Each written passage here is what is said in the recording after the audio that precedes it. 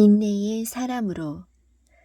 시험이 우리에게 주는 둘째 유익은 우리를 인내의 사람이 되도록 한다는 것입니다. 시험이 왔을 때 우리가 어쩔 도리 없이 해야만 하는 일이 하나 있습니다. 참는 것입니다. 어느 때는 다른 일은 하나도 할 필요 없고 그냥 견디는 수밖에 없는 경우도 있습니다. 그런데 이 견디는 것이 중요합니다. 본문은 어떻게 가르칩니까? 4절을 보십시오. 인내를 온전히 이루라. 이는 너희로 온전하고 구비하여 조금도 부족함이 없게 하려 함이라. 인내라는 말은 헬라어로 휘포모네인데 휘포, 아레서와 메노, 머문다의 합성어입니다.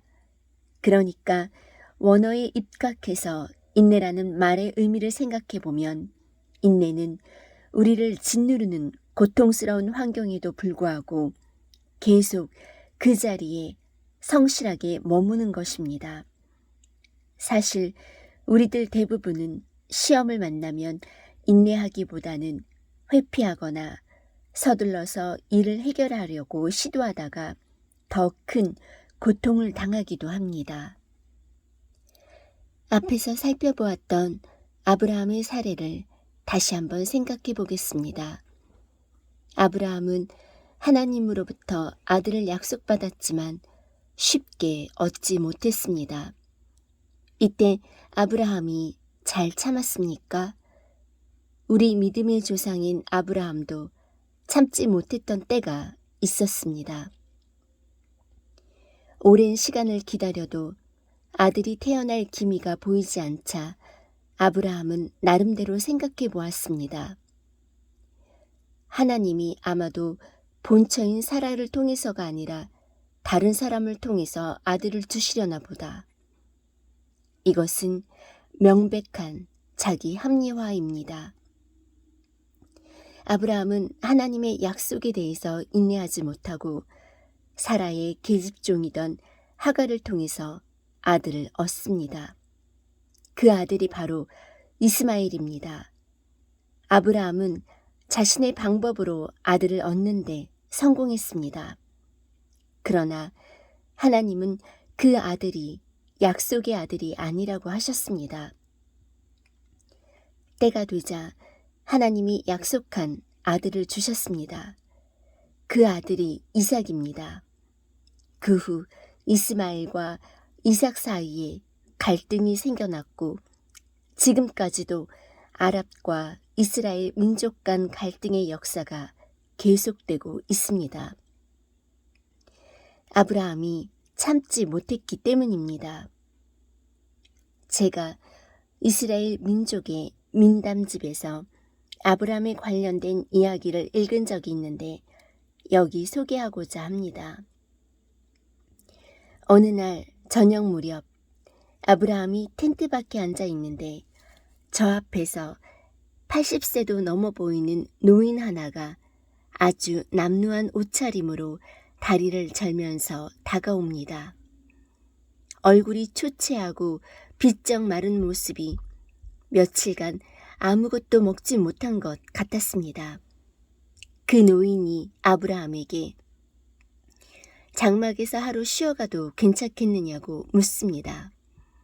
하나님의 사람인 아브라함이 예, 그러시죠 하고는 그 노인을 안으로 모시고 들어와서 물로 노인의 발을 깨끗이 씻어 주었습니다. 그리고 저녁 식사를 대접했습니다. 그런데 이 노인이 기도도 안 하고 식사를 하지 뭡니까? 그래서 아브라함이 노인장, 여호와 하나님을 모르십니까? 하나님께 감사기도 드리고 식사하셔야지요. 라고 말했답니다. 그랬더니 이 노인이 여호와 하나님이라니 나는 음식이 내 하나님이요 하더랍니다. 이에 아브라함이 열받았습니다. 그래서 아니 하나님을 그렇게 모독하실 수가 있습니까? 당장 나가시오. 나는 당신 같은 사람은 대접하고 싶지 않습니다. 하고 쫓아냈습니다. 그리고 그날 밤 아브라함이 잠자리에 들자 하나님이 꿈에 나타났습니다. 아브라함아, 오늘 저녁에 네게 손님 하나가 찾아왔지? 예. 그런데 왜 그 노인을 쫓아냈느냐? 열받았잖아요. 하나님도 보셨죠? 하나님의 이름을 모독하고 음식이 자기 신이라고 하면서 감사 기도도 안 하고 식사하니까 제가 쫓아냈지요. 그때 하나님이 이렇게 말씀하셨습니다. 아브라함아, 나는 그 노인을 80년이나 참았는데 너는 하룻밤 한시도 참을 수가 없었느냐? 하나님은 아브라함과 약속하실 때 자기보다 더 높은 권위가 없기 때문에 스스로를 향해 맹세하셨습니다. 내가 반드시 너를 복주고 복주며 너를 번성케 하고 번성케 하리라 고 말씀하십니다. 그리고 그 다음 절인 히브리서 6장 15절에는 이런 말씀이 기록되어 있습니다. 저가 이같이 오래 참아 약속을 받았느니라. 아브라함도 참지 못했던 순간이 있었습니다. 그러나 그는 마침내 참는 것을 배웠습니다. 결국 아브라함은 오래 참아 하나님의 약속을 받아 누리는 것을 배울 수 있었습니다. 성경은 하나님을 오래 참으시는 하나님이라고 말씀합니다. 우리가 오래 참을 때 하나님의 인격을 닮아갑니다. 다시 한번 야고보서 1장 4절을 보십시오. 인내를 온전히 이루라. 이는 너희로 온전하고 구비하여 조금도 부족함이 없게 하려 함이라. 우리가 인내의 사람이 될 때 하나님이 기뻐하시는 온전하고 성숙한 사람이 된다고 성경은 가르칩니다. 시험은 아프고 고통스럽습니다. 그러나 이 시험을 인내함으로써 우리가 인격적으로 성숙한 사람이 된다면 우리는 이 고통 가운데서도 조용히 말할 수 있습니다.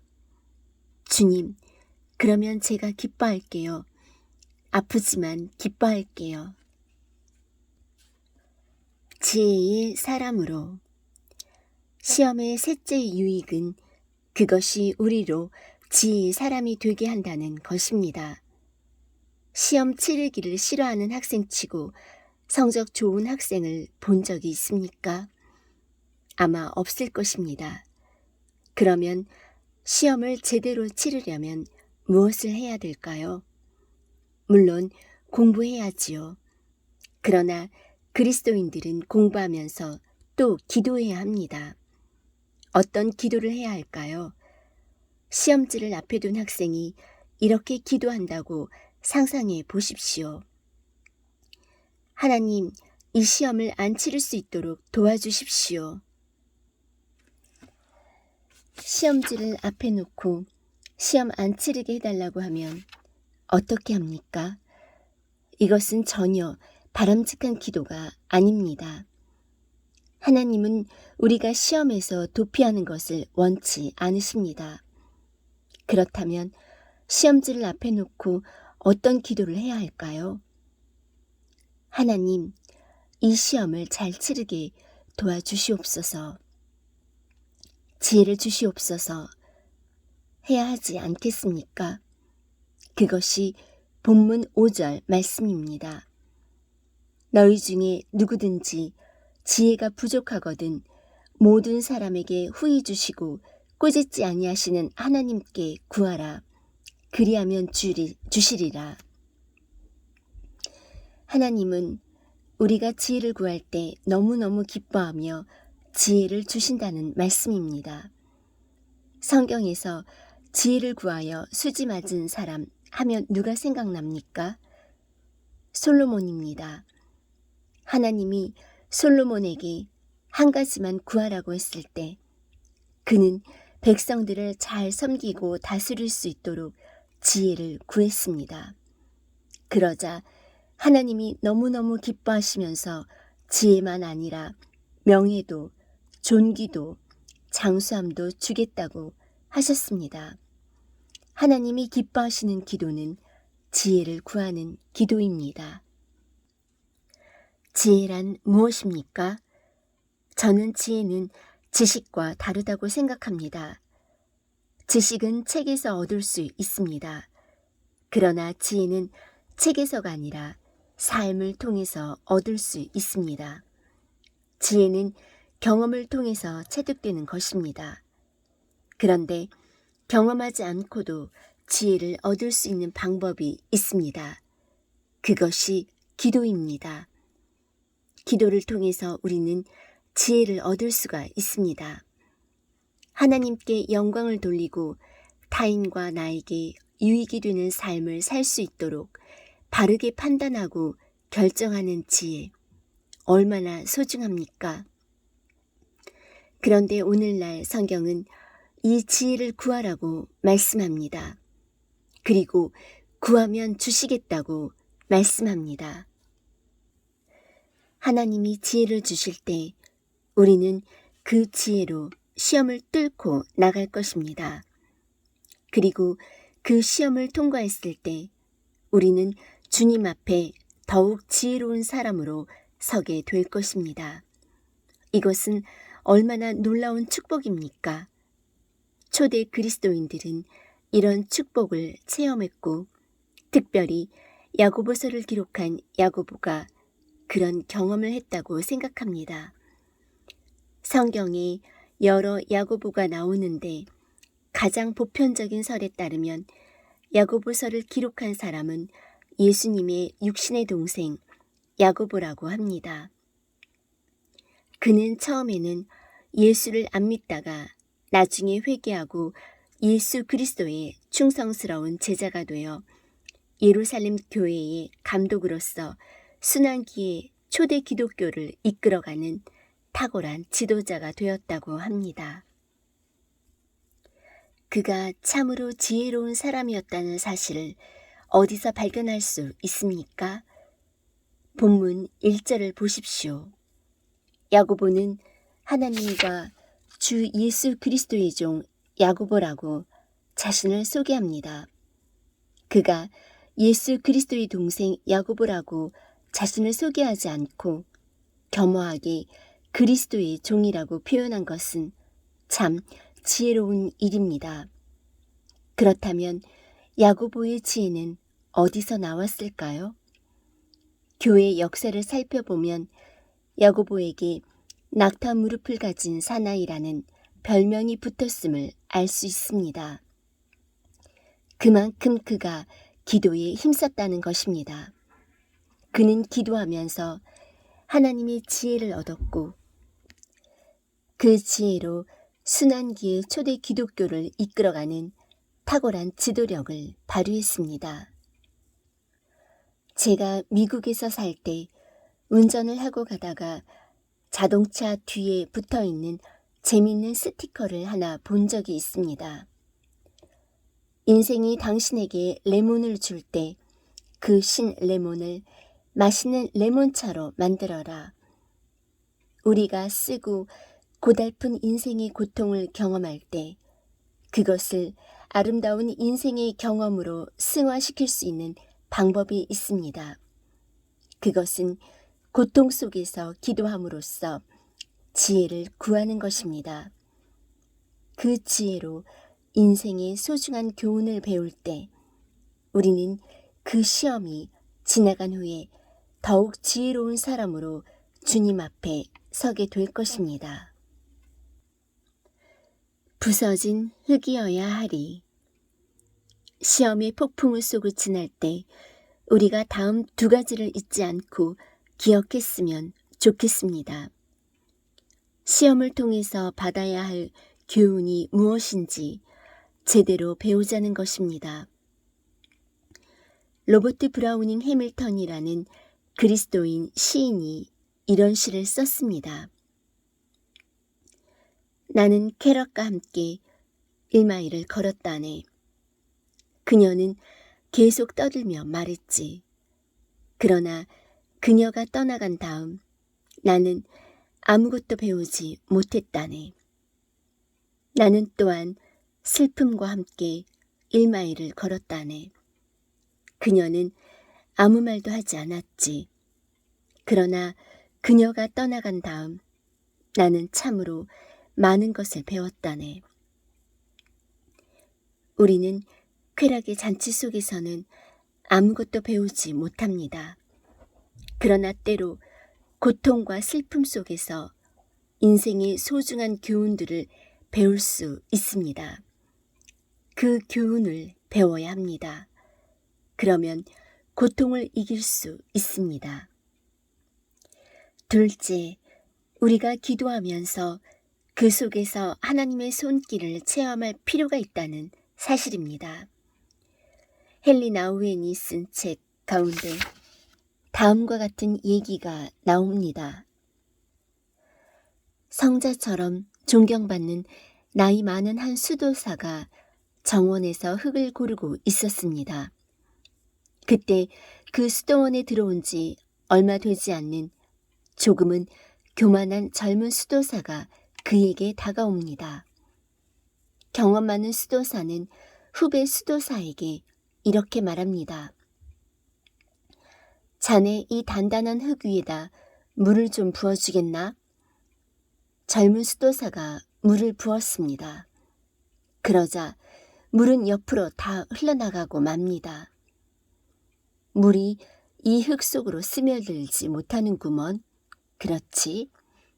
그러더니 이 나이 많은 수도사는 옆에 있는 망치를 들고 단단한 흙 덩어리를 깨기 시작했습니다. 그는 산산조각으로 부서진 흙을 모아놓고 젊은 수도사에게 다시 한번 물을 부어보라고 말합니다. 물은 잘 스며들었고 부서진 흙을 뭉쳐가기 시작했습니다. 그 광경을 보면서 그는 이렇게 말합니다. 이제야 흙 속에 물이 잘 스며드는구먼. 여기에 씨가 뿌려진다면 그 씨는 반드시 꽃을 피우고 열매를 맺을 것이야. 우리 역시 마찬가지야. 우리가 깨어져야 하나님은 거기에 물을 주실 수가 있고 그럴 때 씨가 떨어지고 꽃이 피고 열매가 맺힐 수 있는 거지. 우리 수도사들은 이것을 깨어짐의 영성이라고 얘기한다네. 교만한 가슴 속에는 하나님이 역사하실 수가 없습니다. 그래서 때때로 하나님은 우리를 깨뜨리십니다. 깨지고 부서질 때 아프고 고통스럽지만 하나님, 나를 만지세요. 하나님, 나를 다루어 주세요. 내가 교훈을 받겠어요. 하나님이 기뻐하시는 사람이 되겠어요. 라고 고백하며 그 고통 속에서 일어나는 사람, 그가 결국에는 믿음의 사람, 인내의 사람, 지혜의 사람으로 서게 될 것입니다. 고통을 통해서 하나님이 기뻐하시는 이런 사람이 되었을 때 그 모습은 얼마나 아름다울까요? 그의 인생에서 피어나는 화려하고 의미 있는 꽃과 열매. 우리는 이 열매를 기쁨, 희락의 열매라고 부릅니다. 이 기쁨의 열매를 소망하지 않으십니까?